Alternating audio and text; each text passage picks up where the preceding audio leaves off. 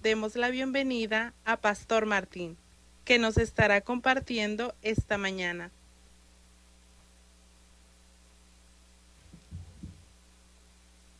Gloria a Dios. Qué servicio tan hermoso. Gracias a Dios por recordarnos su amor y qué bendiciones poder cantar del amor de Dios por nosotros y juntos recordar la obra de Cristo Jesús. Vamos a pasar ahora al tiempo donde el Señor nos habla a nosotros. Vamos a terminar el capítulo 47 del libro de Génesis. Hermanos, estamos ya a nada de terminar esta serie que ha sido de tanta bendición. Gloria a Dios por esta serie del libro de Génesis, porque como iglesia estamos creciendo juntos en el conocimiento y en el plan y en conocer el plan y las promesas de Dios que fueron completadas en Cristo Jesús. Acompáñame, Padre. Gracias, Señor, por este tiempo. Gracias por este servicio tan hermoso. Gracias por tu presencia en este lugar. Espíritu Santo de Dios, nosotros predicamos tu palabra, pero eres tú quien hace la obra, Señor. Fuiste tú quien iluminó el corazón de este siervo, Señor, para poder traer el mensaje y prepararlo, para traer el mensaje que tú tenías para esta congregación, Señor. Pedimos que bendigas los corazones de todos los que estamos aquí, Señor. Y oramos fervientemente, Señor, que si acaso alguien todavía no conoce y la luz del Evangelio no ha resplandecido en su corazón, Señor, que tú hagas la obra, Señor, por medio del mensaje y la predicación de tu palabra. Y que sigas obrando en cada uno de nosotros, tus hijos amados, lo que tú nos hables hoy, Señor.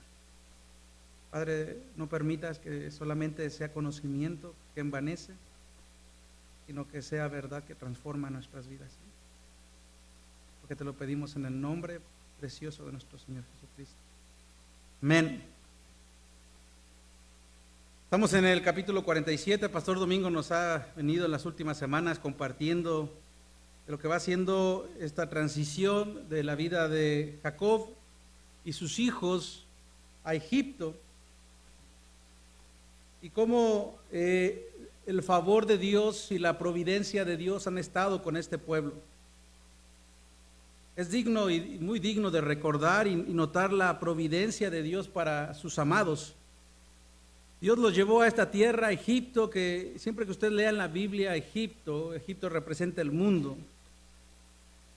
Y usó a José, fíjese lo que dije, usó a José divinamente y con gracia delante del faraón para asentarlos en el mejor lugar, en la mejor tierra, y para que ellos tuvieran un lugar donde vivir.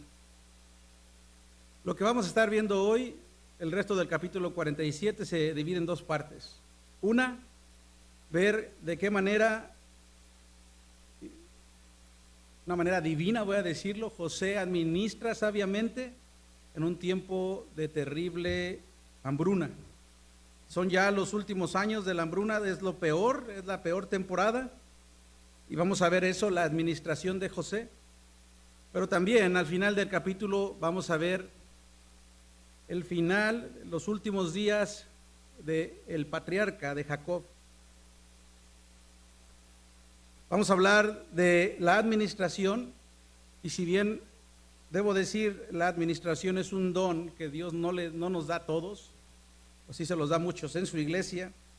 Dios sí nos ha dado el mandato de ser buenos mayordomos. Más adelante vamos a tener nosotros una serie de mayordomía, y le animo mucho a que participe en cada una de estas prédicas y también clases, porque administrar es cuidar los bienes de otro o de otros de una manera quizá magistral cuando tienes el don de la administración, pero la verdad es que como hijos de Dios todos hemos sido llamados y todos somos mayordomos de lo que Dios nos ha dado.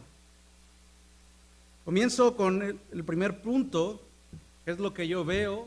Traté de ser lo más fiel a la palabra de Dios, y empieza del versículo 13 en adelante, y yo veo a Dios preservando. Si usted no entiende esa palabra, es cuidando, protegiendo, salvando en medio de la dificultad. Y dice la Biblia que el hambre en Egipto y en Canaán era terrible. Y no había alimento en ninguna parte y la gente estaba a punto de morir. Tanto en Egipto como en Canaán la gente se moría de hambre, dice la versión Dios habla hoy. Y la versión del lenguaje actual dice que estaba acabando con los habitantes de Canaán y Egipto. Y eso nos hace ver el terrible tiempo que estaba pasando en Canaán y en Egipto. Lo repite siempre, en Canaán y en Egipto. Ya estaban asentados los hebreos en Egipto. Vino un tiempo terrible, dice la Biblia, donde estaba el pueblo egipcio y en Canaán también desfalleciendo a causa de la hambruna. Y la manera en que Dios preservó al pueblo de la promesa, me refiero a Israel, y a los egipcios también, fue por medio de la administración de José. Y lo que vamos a ver es cómo José, de una manera magistral y sabia, con ese don que Dios le dio de administrar, pudo pasar este tiempo, este final de los 7 años, y lo hace en 3 etapas, en 3 fases, o como usted lo quiera llamar. La primera es que José aceptó el cambio del grano por el dinero. Y dice el versículo 14, todo el dinero que los habitantes de Egipto y de Canaán habían pagado por el alimento, José lo recaudó para depositarlo en el palacio del faraón. Dice la Reina Valera que metió José el dinero en casa de faraón. ¿Por qué fue escogido José? Después de haber dado la revelación por medio de la interpretación de los sueños al faraón, lo escogen. El faraón dice: ¿quién será un hombre lleno del Espíritu de Dios? Reconoce que eso tenía que ver con Dios. Y entonces delega a José ese tiempo, el que él fuera administrador, porque la interpretación del sueño es que iba a haber tiempo bueno, pero después un tiempo ¿qué? Malo. Y ese tiempo solamente iba a poder salir, preservar por medio de ¿qué? De alguien sabio. Por eso es que el faraón, aunque nosotros sabemos que es Dios, puso a José en una posición de autoridad. Y este versículo 14 nos hace saber las políticas que utilizaba José administrativas. ¿Para qué? Para hacer la función para la cual se le había llamado. ¿Y qué dice que hacía con el dinero? Lo llevaba ¿a quién? Al faraón.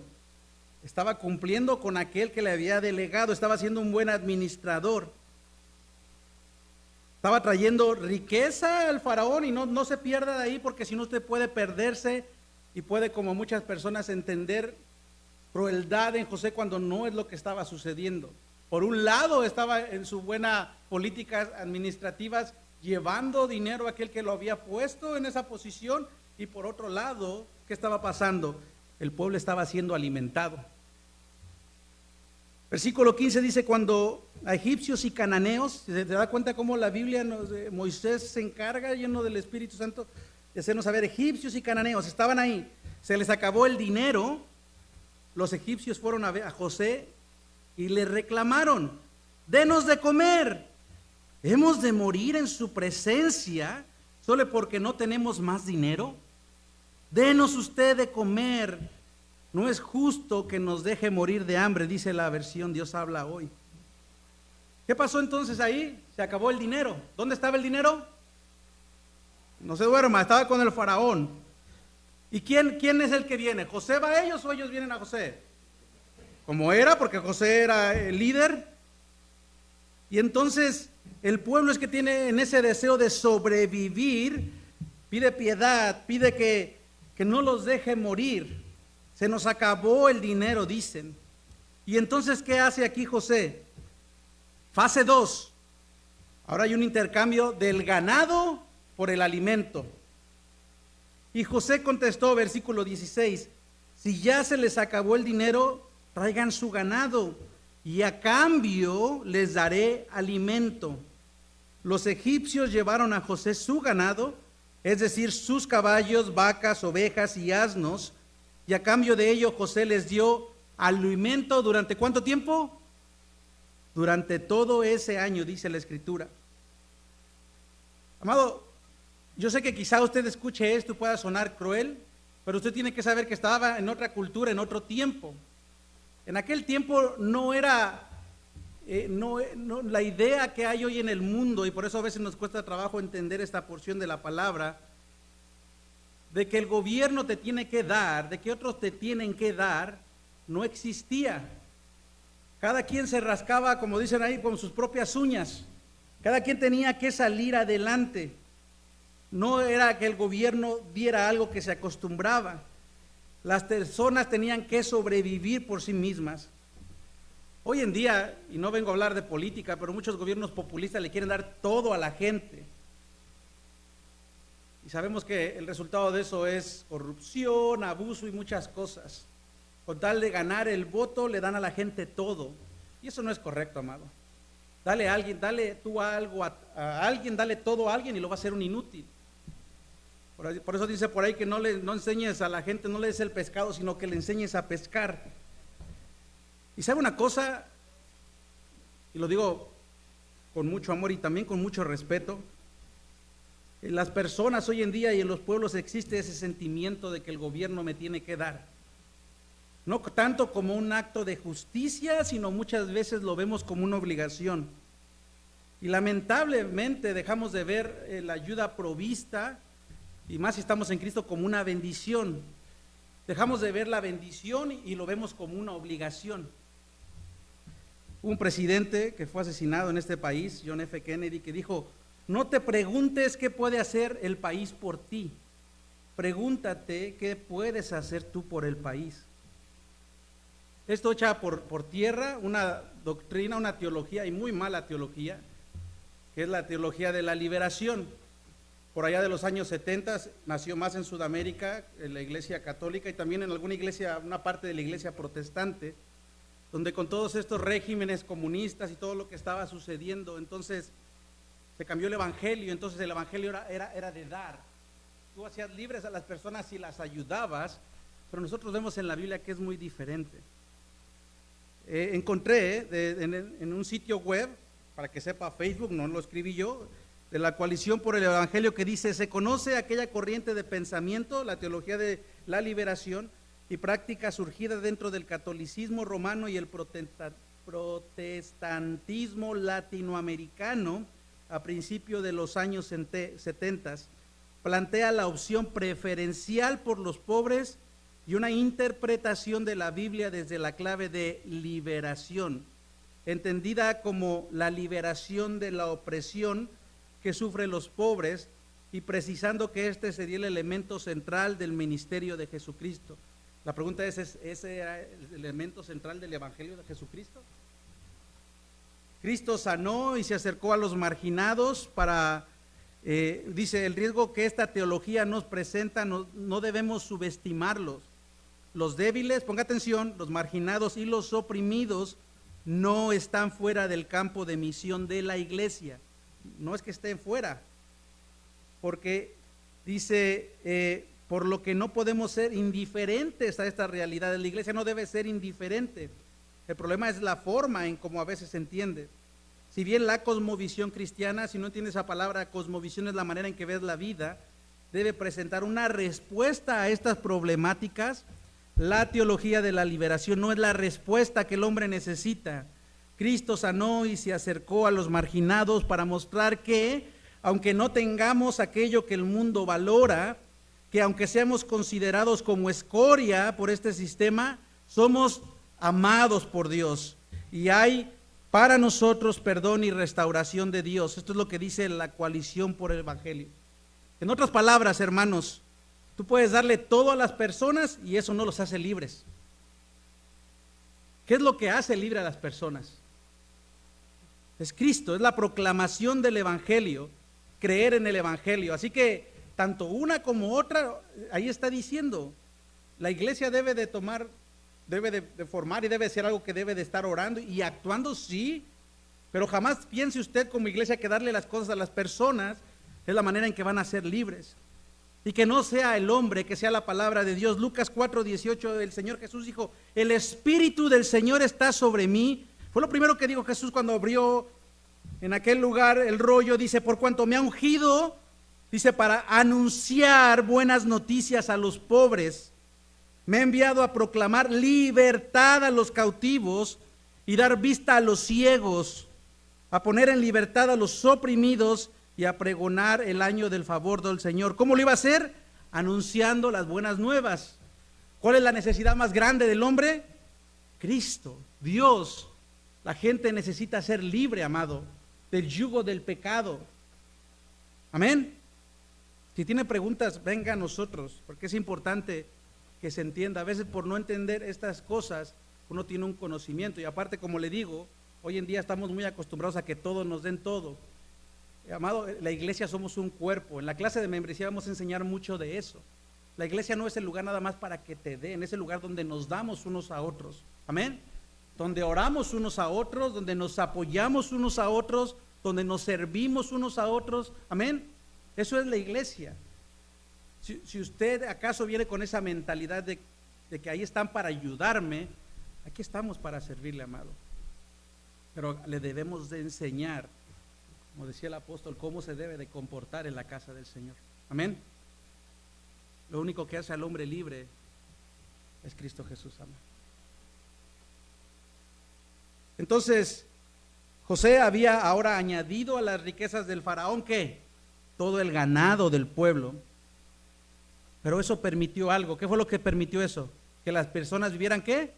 Un año más. ¿Está viendo eso? No lo deje de ver, porque si no se va a perder. Su corazón se puede ir a otro lado. Versículo 18 dice, al año siguiente fueron a decirle a José, Señor, no podemos ocultar el hecho de que ya no tenemos más dinero, porque ¿dónde estaba el dinero? Y de que todo nuestro ganado ya es suyo. Ya no tenemos nada que ofrecerle. Escuche esa palabra, nada.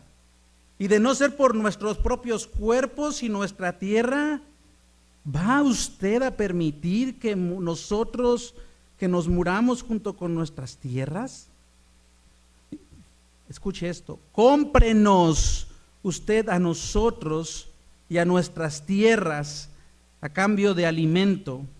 Así seremos esclavos del faraón junto con nuestras tierras, pero denos usted semilla para que podamos vivir y la tierra no quede desolada.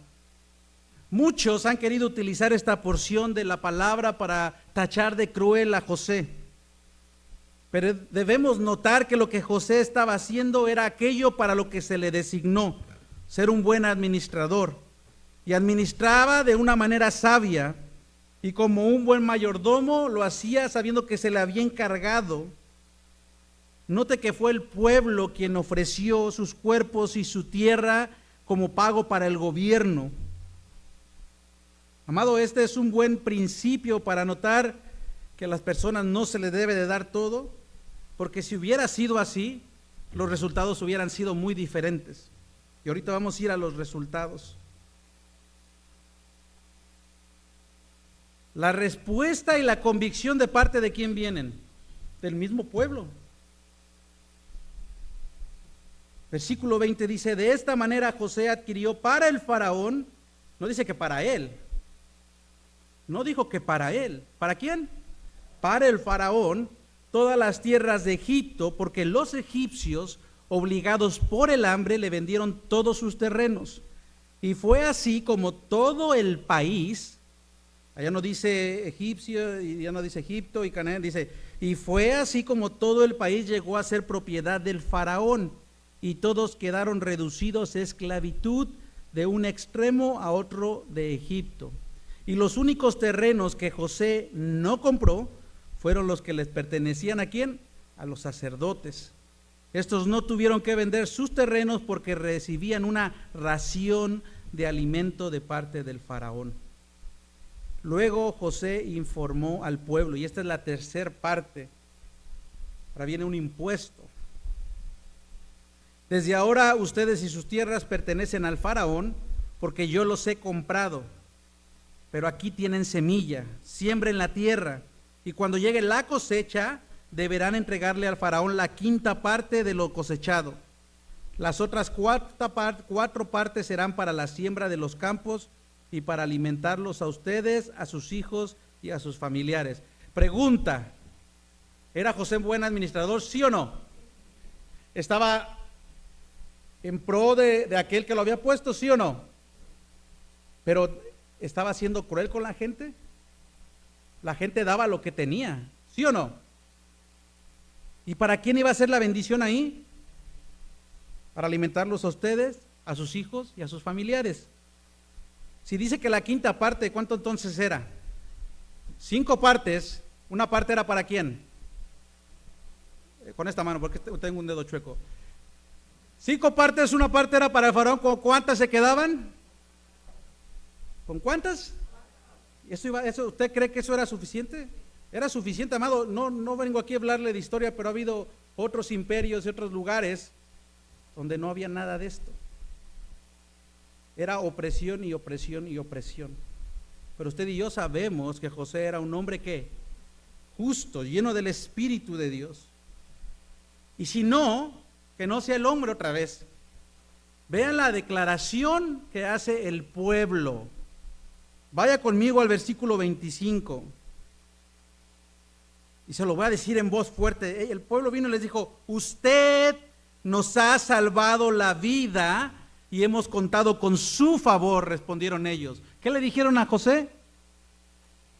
Usted es un mendigo, usted no está abusando de nosotros, ¿le dijeron eso? ¿Usted qué? Usted nos ha salvado la vida. Y era literal. Si José no hubiera actuado de esa manera, ¿qué hubiera pasado? Hubieran muerto, ¿no? Y si no, regrese al versículo 13, dice que era terrible.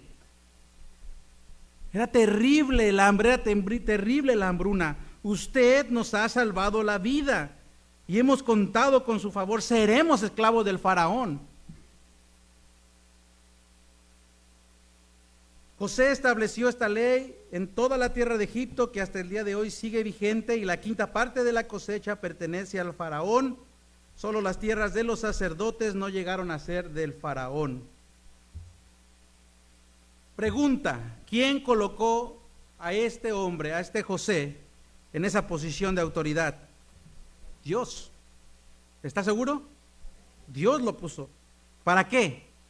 Para preservar al pueblo de la promesa.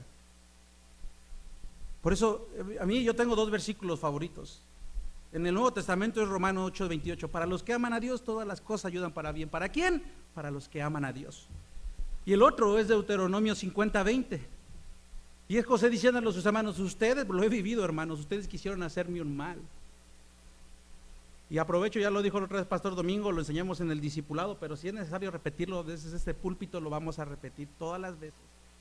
Diga conmigo: responsabilidad humana. Alce su mano conmigo: responsabilidad humana, soberanía de Dios. Responsabilidad humana, soberanía de Dios. Eso usted lo va a ver de principio a fin en la Biblia. ¿Qué?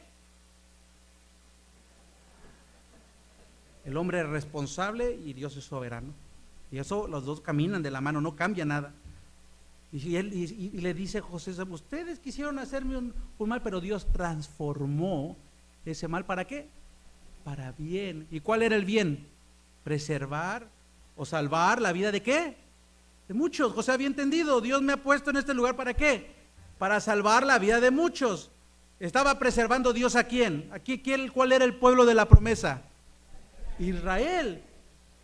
Pero no que la tierra prometida, pastor. Pues sí, pero Dios, sus planes son mejores. Dios sabe. Responsabilidad humana, ya sabemos toda la historia. Soberanía de Dios. Sus hermanos pecaron, pero Dios lo transformó para bien. Ese es nuestro Dios, amén. La próxima vez que alguien le quiera hacer daño, usted recuerde que si usted ama a Dios, todo es para bien, amén. La próxima vez que alguien le quiera hacer daño, recuerde que lo que otros quieren hacer para hacerle daño, Dios lo va a transformar para bien, amén. No, hermano, es que esto es para que usted esté gozoso, amén.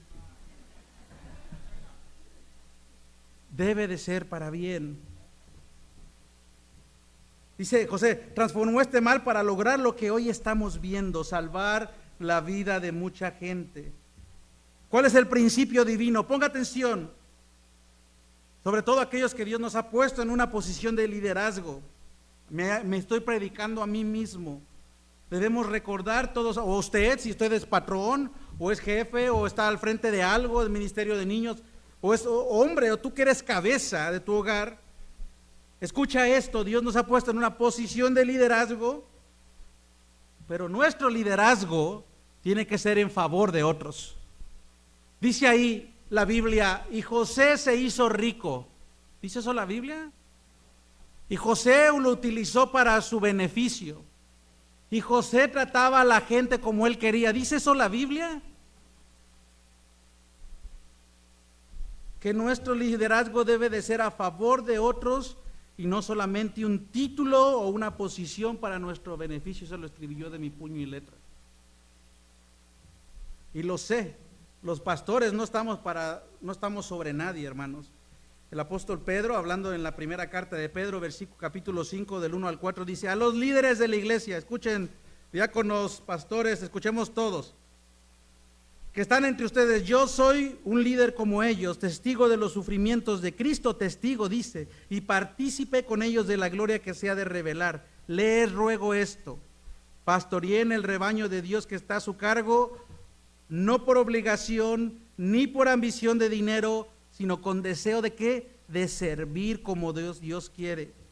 No sean tiranos con los que están a su cuidado, sino ejemplos para el rebaño.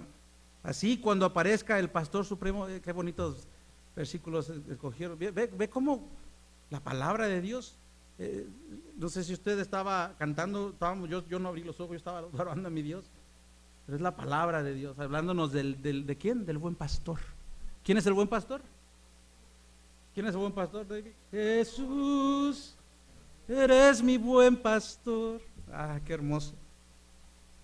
Dice, así cuando aparezca el pastor supremo, ustedes recibirán la corona. Ya los de discipulados saben qué es corona, la recompensa, dice, inmarchitable de la gloria. Amén. ¿Fue un buen administrador José, sí o no? ¿Estaba lleno del Espíritu Santo? Amén. ¿Hizo rico a su jefe, a su patrón, a su señor? Sí. ¿Y el pueblo? ¿Qué pasó con el pueblo? Fue bendecido. Pero pastor, ya eran esclavos, hermanos, aquí todos somos esclavos. Aquí todos, ay pastor, ya no voy a venir a esta iglesia. Es que dice la Biblia que nosotros estábamos esclavos de qué?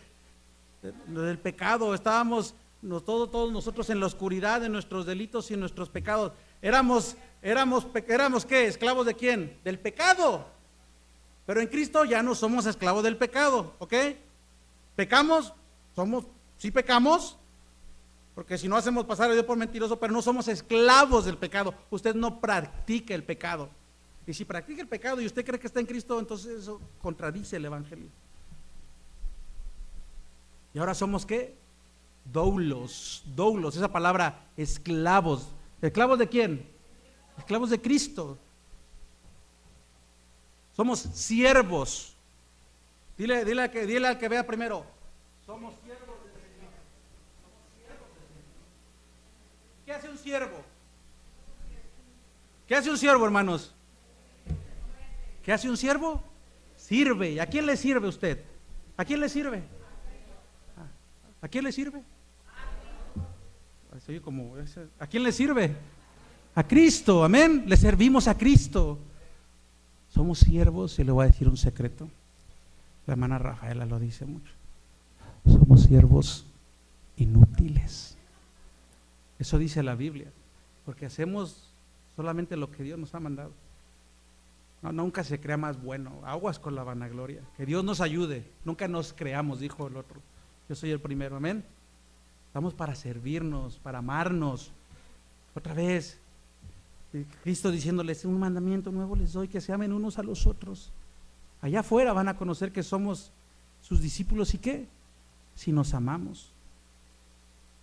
Pero vamos allá con la comadre: ay no, y mi iglesia la hermanita tal y tal y tal y tal y tal. Y el pastor no me saludó y después tal y tal. Ay, pero cantan del amor.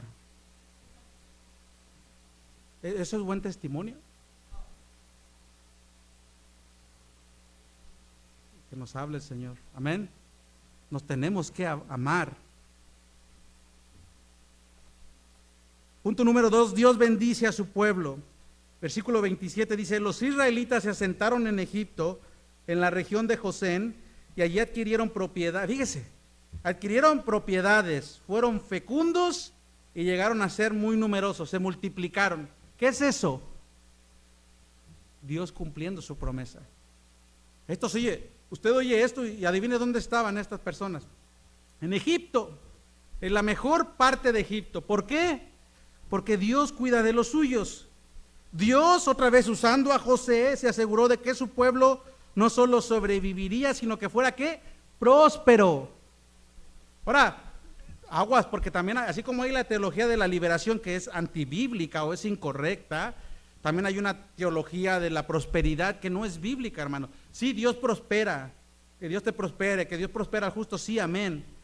Pero no es esa prosperación, no es esa prosperidad que usted ve a veces en los canales en la tele, hermanos, donde le hacen sentir que si usted no trae carro del año, y si usted no el otro, y si no, que usted entonces no es espiritual. Entonces resulta que los espirituales y esos que le creen a Cristo son los ricos. Había un pastor allá en Nigeria que decía, si Jesucristo, tenía jet privado y todo, decía, yo estoy seguro que si Jesucristo viviera ahora, él anduviera como yo. Dios prospera, amén.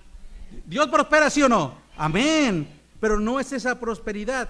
Pero Dios estaba prosperando a su pueblo. ¿Quién estaba prosperando a su pueblo? Dios. ¿Cómo dice el versículo 13 que era la hambruna? Terrible. ¿Y qué estaba haciendo Dios con su pueblo? Lo estaba prosperando. Mateo 6:33, busca primeramente el reino de Dios y su justicia, y todo lo demás son añadiduras. Amén. Dios tiene cuidado de sus hijos. Dile al que está ahí, no quiero que nadie se diga, Dios tiene cuidado de sus hijos. Abby, Dios tiene cuidado de sus hijos. Amén. Dios tiene cuidado de sus hijos, ¿sí o no, iglesia? Y entonces, ¿por qué estamos temblando? ¿O por qué no tenga miedo? El amor echa fuera todo el temor. ¿Usted cree que Dios lo ama? ¿Usted cree que Dios va a proveer para usted? Amén. No digo que no se preocupe, yo sé que pasan situaciones, pero mejor ocúpese. Bájele a las noticias, métase a la Biblia, hermano. Amén. Y el último punto, y con esto cierro, creyendo en las promesas de Dios. El Señor en Génesis 43:6 se le reveló a Jacob y le dijo, yo soy Dios, el Dios de tu padre. Le dijo, no tengas temor de ir a Egipto, porque allí haré. ¿No tengas temor de ir a dónde? A Egipto, porque allí, ¿quién estaba hablando? Dios. Porque allí haré de ti una gran nación, yo te acompañaré a Egipto. Yo te acompañaré a Egipto, yo estaré contigo en Egipto y yo mismo haré que vuelvas. ¿A dónde? A Canaán, a la tierra. Además, cuando mueras, será José quien te cierre los ojos. Ahí le estaba diciendo, vas a ir a Egipto y vas a regresar, pero José te va a cerrar los ojos. ¿Cómo que voy a? Estaba hablando de qué? De la promesa. ¿Y cuál era la promesa? ¿Que qué? Por medio de ti serán bendecidas, ¿qué? Todas las familias. Se lo dijo a su abuelo, se lo dijo a su padre y se lo estaba diciendo a él. Versículo 28, y Jacob residió 17 años en Egipto y llegó a vivir un total de 147 años. ¿Cuántos años tenía cuando llegó? 130. ¿Cuántos vivió en Egipto? 17. ¿Cuántos años tenía José cuando sus hermanos lo vendieron? 17. Dios en su provisión le dio la bendición al patriarca de pasar ese tiempo con su hijo. Jacob iba a ver el cumplimiento. Él iba a ver el cumplimiento. Él iba a estar en la tierra prometida y todo. Él lo vio, hermanos. Él lo vio, lo estoy viendo, lo vio literalmente. Les estoy preguntando, ¿lo vio? No, pero lo creyó. Lo creyó. ¿Qué es la fe, iglesia? La certeza de lo que se espera, la convicción de lo que no se ve. Porque si usted nada más quiere ver, eso ya no es fe. Creerle a Dios por vista lo vuelve como aquel hombre que le decía, no es. ¿Qué le dijo el Señor? Tócame. Tú crees porque ves. Dichosos los que no creen y qué, los que no ven y creen. Ay, esa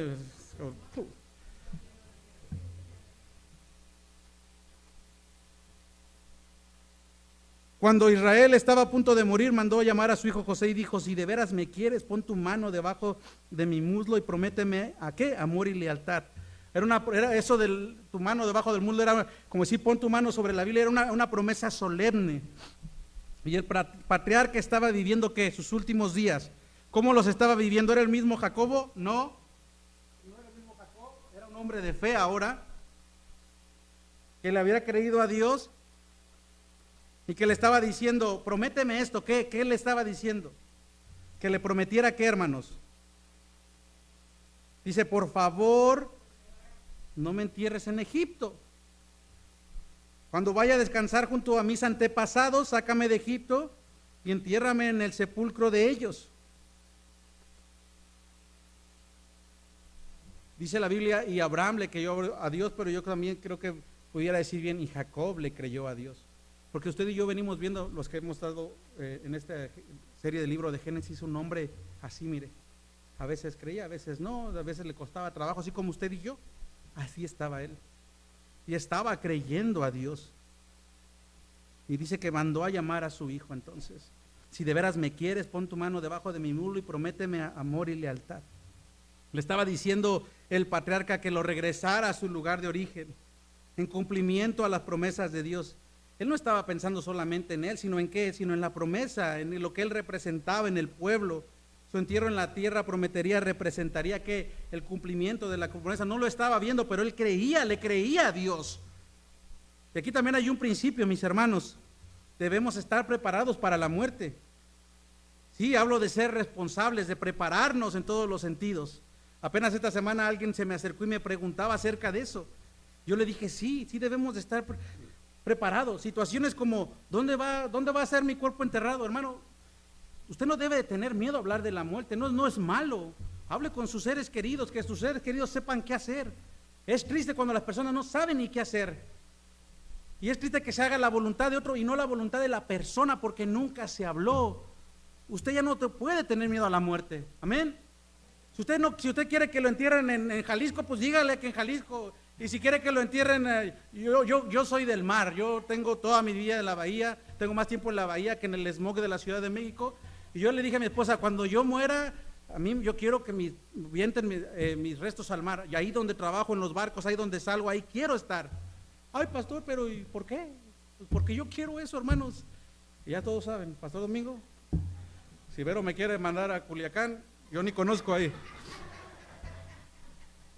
Pero todas esas cosas se deben de hablar. ¿Cuál es mi voluntad en caso de qué? ¿Me quedo vegetal? ¿Qué va a pasar? ¿Me desconectan? ¿No me desconectan? Ahí está la pobre familia sufriendo porque nadie sabe nada, porque nunca se prepararon. ¿Y qué van a hacer mis parientes con mi resto? No, todo eso se debe de hablar, hermanos. No es malo, no tiene que ver, no es falta de fe. Y hasta que agarrarnos un terrenito. Si quiere quedar en México, pues vaya apartando su lugar. Y si quiere quedar aquí, it's okay. You can choose whatever you want, but you have to pay. Así que todo eso se debe de hablar, amén. Y lo vamos, es importante, amados. Por favor, no me entierres en Egipto. Cuando vaya a descansar junto a mis antepasados, sácame de Egipto, entiérrame en el sepulcro de ellos. Y José le dijo, haré lo que me pides. Y su padre lo hizo jurarlo, júrame, lo insistió su padre. Le creyó Jacob a Dios. Y José se lo juró. Entonces su padre se inclinó, y lo leo de la traducción del lenguaje actual porque creo que es la más correcta. Traducción del lenguaje actual. Entonces su padre se inclinó sobre la cabecera o sobre su borbón, piensan, de su cama, y dijo una oración y alabó a Dios. Así que, amados, lo que vemos en esta porción de la palabra es Dios preservando a su pueblo en medio de la dificultad, Dios bendiciendo a su pueblo en medio de la dificultad, y a un hombre llamado por Dios creyendo las promesas de Dios. ¿Estamos creyendo las promesas de Dios? Póngase de pie, por favor, iglesia. Lo más importante, si usted me pregunta qué es de esta porción de la palabra, es el versículo 25, el pueblo diciéndole a José, ¿qué? Usted nos ha salvado. ¿Sabía usted y lo hemos mencionado ya desde el púlpito, pero lo tenemos que estar recordando. Pastor Domingo, ¿por qué no cantan por amor? ¿Sabía usted que José es un tipo de Jesucristo? ¿Sabe lo que quiere decir eso? Un tipo es algo que refleja, que se parece. O sea, Dios nos dio la vida de José para que nosotros entendiéramos lo que habría de venir después en Jesucristo. José sufrió como Jesús sufrió, pero después Dios lo puso en una posición de honor. ¿Para qué? Para salvar. Diga conmigo, para salvar la vida de muchos.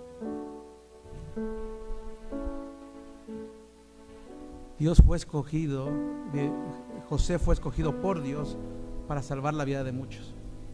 Y Cristo en su amor envió a su Hijo para que cuando aún usted y yo ni lo merecíamos, Dios muriera por nosotros para perdonar nuestros pecados. Nadie más nos podía salvar. El hombre no se puede salvar, amados. Tus buenas obras no se pueden salvar. A ti te enseñaron que si tú hacías el bien, haz el bien sin mirar a quién y ayúdale a tu vecino eso no te hace salvar. Eso no te da, nada más hay un camino y su nombre es Jesucristo. Yo soy el camino, la verdad y la vida. Y si tú no has entendido el evangelio, hoy es el día de salvación.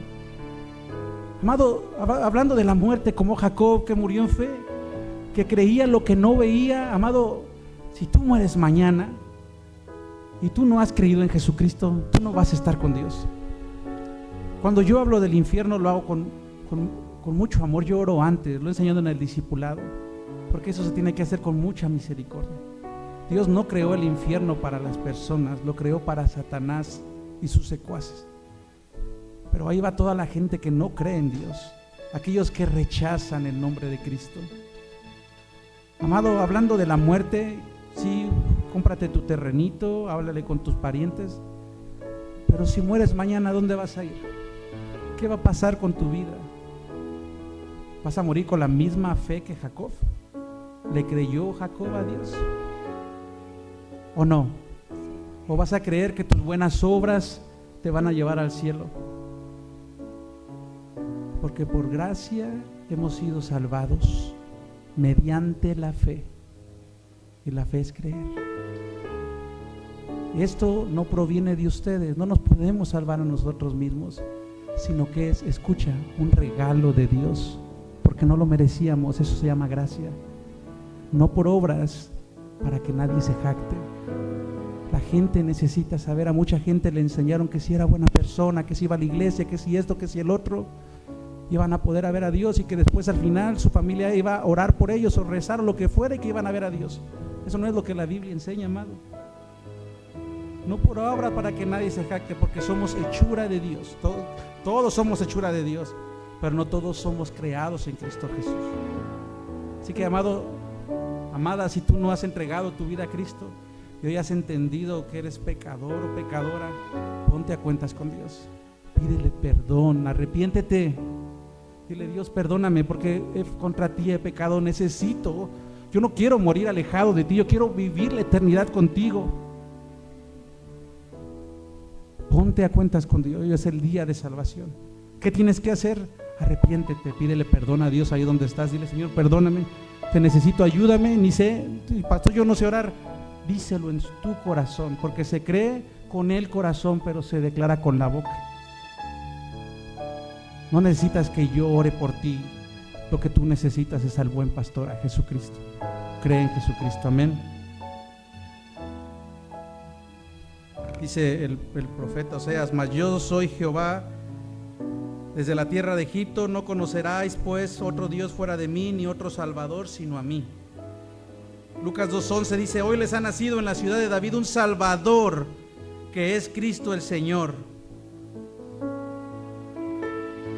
Y hablando del amor, aprovecha estos días del amor para decirle a la gente que en esto consiste el amor, no en que nosotros hayamos amado a Dios, sino en que Él nos amó y envió a su Hijo para que fuera ofrecido como sacrificio por el perdón de nuestros pecados. Padre, gracias por este servicio tan hermoso. Gracias por, Señor, la bendición de recordarnos tu amor, Señor, tu amor en Cristo Jesús, tu amor en Cristo Jesús, Señor. Gracias por poder hablar de lo que hablamos hoy, Señor. Tu palabra nos habló y, Señor, nos ha mostrado a cada uno muchas cosas, Señor. A uno nos corrigió, a otro nos animó, a otro nos reprendió, pero tu palabra hizo la obra, Señor. Ayúdanos, Señor, a meditar más en el amor por nosotros y lo que eso implicó para darte en la cruz. Padre, te pedimos como tu iglesia que des convicción de pecado a aquel que todavía no te conoce, Señor, y puedan ponerse en paz contigo, porque te lo pedimos en el nombre de Cristo Jesús, y tu iglesia dice amén.